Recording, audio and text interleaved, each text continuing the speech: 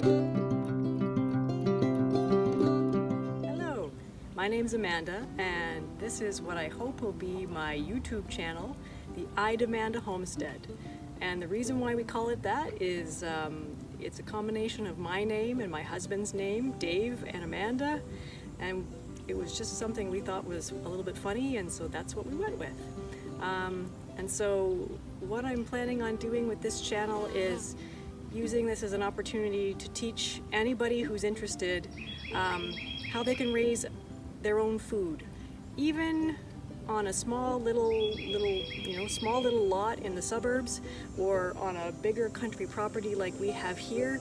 How you can kind of just get started and how you can progress things. And I work full-time, and so I'm hoping to kind of show people how you can do this without investing tons of time, and hopefully investing not that much money either, and then kind of just taking it as far as you want to. So my story with gardening started a long time ago, probably when I was about 7 or 8. I've been gardening since then. I was bugging my parents for a vegetable garden, and I started off in a turtle pool, like a little kiddie pool, and that's where I had my first vegetable garden. And then when I got my own house in the suburbs, I had a small little backyard, and I put a vegetable garden in, and fruit trees and berry bushes, and had plans to kind of take over the whole backyard. And then eventually we moved to where we are now, which is a 1.4 acre country lot. And since that time, we've kind of gradually expanded things. And my garden is probably, and everything else takes up about 1/4 of an acre, I'm gonna say, which is about the size of your average large kind of backyard. And it produces pretty much all the vegetables that we need for the entire year. We also kind of produce other things as well, but the vegetables have been the big focus. So when we got started, we had one kind of vegetable plot, which we gradually expanded, and then we added in fruit trees and berry bushes. We got chickens for eggs initially, and then we started also raising chickens for meat. Later on, we got a warre beehive that we get honey from, as well as wax that we use for candles and other kinds of creams and different things. We preserve our harvests by canning them, by freezing, by drying, as well as fermenting. Last fall, I built, we have a basement walkout, and I turned that into a root cellar to store our root crops as well as our vegetable ferments. And then later on, we made some salami in that area as well. And so again, we really only needed to buy vegetables once this past year, which was just a wonderful feeling of independence. And one of the things that I love most about kind of living here is how we live our life by the seasons, and everything kind of follows in order, and it just feels so natural and the way it kind of should be in such a busy world. And so kind of without further ado, what I'd like to do now is take you around and show you everything that we have here. So welcome to the front of our homestead, for lack of a better word. We don't have too much stuff out here because this is the front of our house and it's right against the road, but I'll show you what we have. So you can see over here, we have our chicken tractor. And this I just built just a few weeks ago, actually. And this is for our broilers. They're about 4 weeks old. We'll talk a little bit more about that kind of on another episode, but you can kind of see I had to reinforce it because something was digging. And so we had some chicken wire here to kind of just prevent whatever it was that was trying to go after them. And I move these guys to a new patch of grass every day. And then in behind them, we have our beehive. We won't get too close to these guys. This is a warre hive. We only have one hive right now just because I lost the other one over the winter, as does happen. And again, in another episode, we'll talk a little bit more about whether honeybees are for you. But they're definitely for us, and they help us to produce better crops, more crops, because of the way they pollinate. And then they give us honey and wax as just a bonus. All right, and now we'll move along. And welcome to the backyard, where we do the bulk of our growing of fruits and vegetables. And so what we'll do now is we'll show you the vegetable garden and the fruit trees and everything else.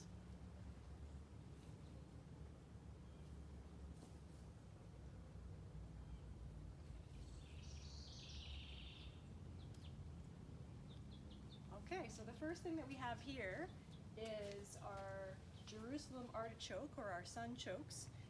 I just actually planted these this year, and they have gone crazy.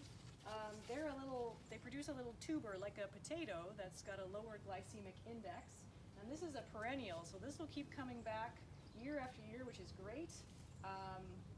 It's basically permaculture, which I love, which means that we don't have to go back and do anything. We don't have to replant or anything like that. It just keeps producing for us. Down here we have some strawberries. This is mostly just to get rid of lawn, so I don't have to deal with it. And then this bed right here, you can see we have cucumbers growing. Again, this is another bed that I just started this year. Don't mind the weeds. We've had lots of rain, and so it's a bit tricky to keep up with all of it, but as long as the weeds don't threaten the plants, I don't get too worried about it. So now we will go into our bigger garden, which is actually in 3 sections. This is the second section that we put in. The first one was here when we moved into the house, which you saw pictures of earlier. So we have got a strawberry patch. The strawberries are done now, but we got probably in the neighborhood of 16 quarts of strawberries from this little patch, and that was more than enough for us for the season. We froze some, made some jam, so we'll have that for the winter time. And in behind is our asparagus, which has this is what asparagus looks like if you don't know. After it forms those sprouts, then it turns into like basically ferns. And so when the spring comes, we'll have a nice crop of asparagus, because this is its 3rd season. So we were able to harvest a few spears from this bed. Next year and years going forward, we'll be able to take more, because you can't take too much, otherwise it's damaging to the plants. And again, this is another permaculture part where we don't have to do anything with it, and it just keeps coming back. All right, let's move along. So over here, we have got a bed of celery, which I have kind of mounded up with some chicken compost. In behind that is Brussels sprouts. My son, who is the cameraman, is a great giant fan of Brussels sprouts. By that I mean not at all, but he puts up with us growing them, and he doesn't kill them when I'm not looking. However tempted I am. And here are our tomato plants. I don't know how many I put in this year, but enough. And again, you can see, because of all the crazy rain we've had, they're just so tall. I need to kind of go in here and thin out some of the branches so we still get airflow. Otherwise you can get blight. But you can see down here, we're starting to get some that are just about ready to ripen. Those ones are Romas, and so we'll use those for canning. And last year we had enough tomatoes so that I've still got some in jars that we're using for spaghetti sauces and chili or whatever else we need or want. And over here we have got eggplant at the front, some peppers at the back, and we haven't, as I said, because of all the rain, we haven't had tons of sunshine, so these haven't gotten as big as they have in past years, and they haven't really produced anything yet. And that's another reason why I like to vary the things that I plant, because some years these will do super well and we'll just be rolling in eggplant, and not that I can imagine what that would actually be like, but anyway, and then some years we have like this year where they don't do as well, and so it's nice to have something else. Like, for example, Our kale, also another favorite of my son, is doing fantastically well this year because of all the rain. And then at the back is some lettuce that you probably can't see because the kale has grown up and over it. And the lettuce is pretty much finished by this point. And then this is, we're crossing into the second section of garden. This is the first section that we actually had. So this is what we started with. And then this section we added, that was next. So in here right now, this is our root crops. So we've got some beets growing here. And then I've got another row of beets. These will be for the fall to go into our root cellar. These ones will be for summer eating. Then we've got a row of parsnips. And parsnips get pretty giant. So that's why I've planted them right beside the garlic, which you can see over here. Because the garlic is just about ready to harvest in another few weeks. And so I'll pull them out, and then the parsnips will have room to expand. So that's another way of kind of planning your garden, making space for different crops and layering them over top of each other. And then if we step past my giant mint plant, we've got 2 rows of carrots. And those we probably won't harvest those mostly until the fall. And last year we had carrots up until the beginning of June that we had kept in damp sand in the root cellar. As much as we got bored of carrots, they actually did keep us going quite well through the wintertime. And over here are turnips, which you can kind of see. There are a few of them that we could actually harvest fairly shortly. And in between here are onions, which we probably will take out fairly soon. Then I've got a row of beans. I know it's not a root crop, but I needed something to plant in here, and I figured I just would throw them in.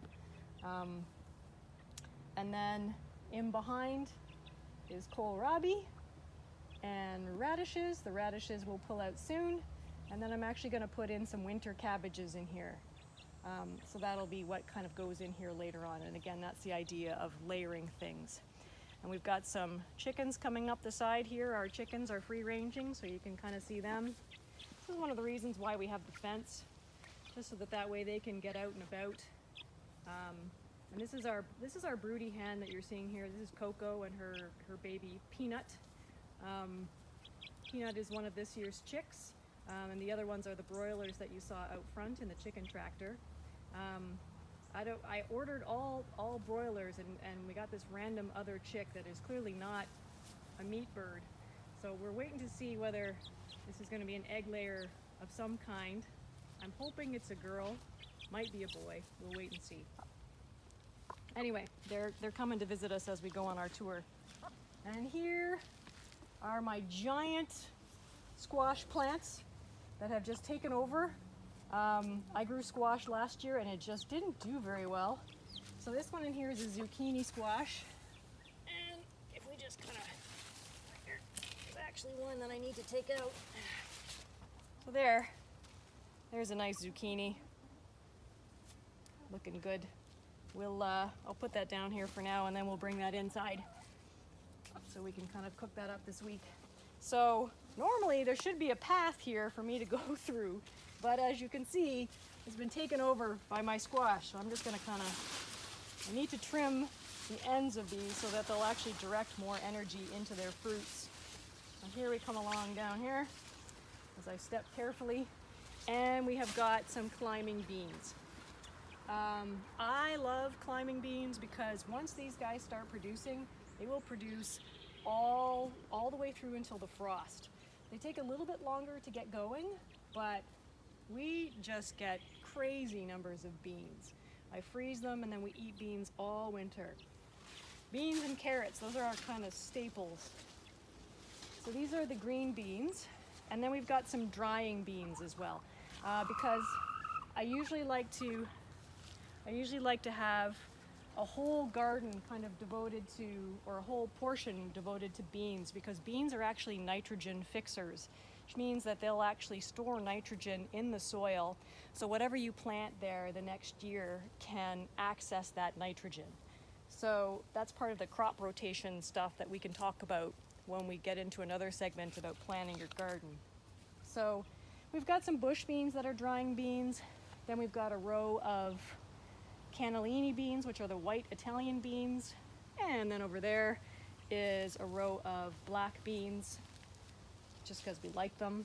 And then down at the very, very end here is peas, and they're pretty much done. Got a couple of them on here still. We'll pull them out, and I'll probably put in a row of just green bush beans, so that way we'll get some beans, some extra beans to freeze. So what I'll do now is we'll pause for a moment while I escape from the garden, and then we'll show you the rest. All right, and so here we are kind of at the top of our garden again. And I'm just gonna take a second just to show you the entrance to our root cellar. So this was a basement walkout that I just basically covered, and we won't actually go in, but so what we did is, oh, it's kind of a bit messy in there. Don't look, except for it's a video and I'm showing it to you. Anyway, so I'll close it up now, but that's where we had all of our root vegetables, and the nice part is that we can access it from the basement. So I just go down in the basement and come out with whatever we're gonna cook for dinner for vegetables, which was lovely. And the proximity right to the vegetable garden, so we just bring everything in and down the stairs we go, was just wonderful. You probably wouldn't have something similar in your own property, but there's always other ways to preserve your vegetables, and we'll talk about that again kind of as we move along with this channel. So now what we're going to do is we're gonna talk a little bit, and I'll show you our fruit trees that we put in. We put in 12 fruit trees to start with, and I will show you which ones we have. That was about 4 years ago, I think. So this one's a plum, and this one's a plum as well. We had lots of baby plums on here, and then we had a cardinal mom that came to nest in this tree. And what I found out later is that cardinal moms will eat immature plums. So now we have none. Well, that's not true, we got one. So we're really looking forward to that one plum, super excited.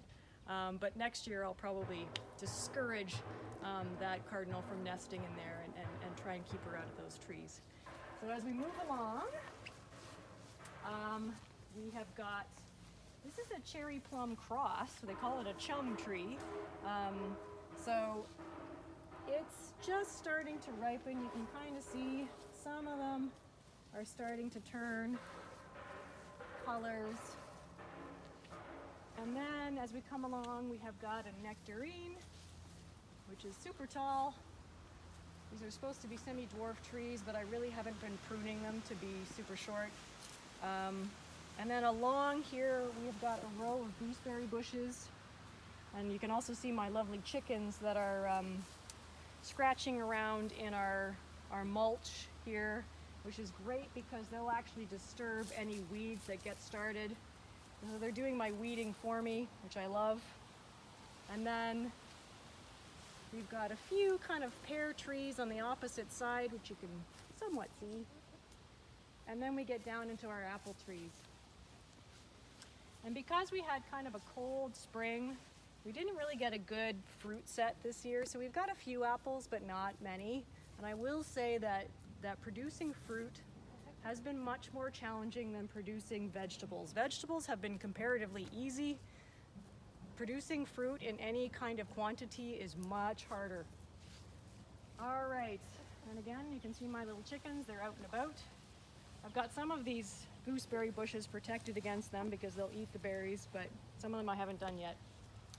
And this is our latest garden expansion, the last one probably, although I keep saying that and then I put a garden in somewhere else.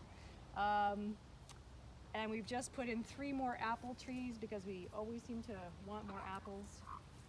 And then these ones here are a berry bush called a haskap. And if you haven't heard of haskaps, they look like a really long, weird shaped blueberry, and they taste somewhere between a blueberry and a raspberry. But the nice part is that they really love the Southern Ontario soil, and they don't kind of need the same amendments to the soil that blueberry bushes do. Because we did actually have blueberry bushes planted along here, and they just didn't do very well because they really like acidic soil. And so unless you have acidic soil, I really wouldn't recommend that you plant blueberries. But haskaps are kind of a nice alternative if you want something that's similar to a blueberry, but is less maintenance. And that's kind of, again, because I work full time, less maintenance, we're all about that. And then we kind of have come down to our chicken coop. Oh, and I've got a couple of currant bushes here just because I had some space, which have been stripped of their currants by my little chickens, but that's okay, there was just a few left. So this is their chicken coop. We've got the electric fence up here.